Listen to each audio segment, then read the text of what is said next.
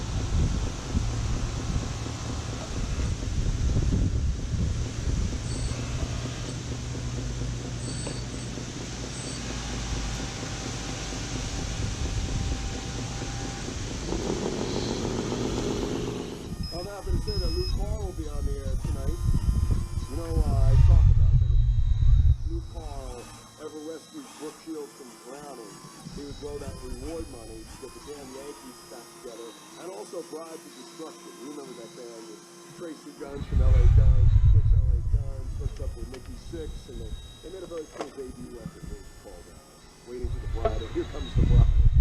And London LeGrand, singer, was a hairstylist in LA, he said to George Lake, "Want to get with me." That first project stuff was good. But he needs to play it on too. I know he'll definitely be playing on it too. Keith Rock can guarantee that.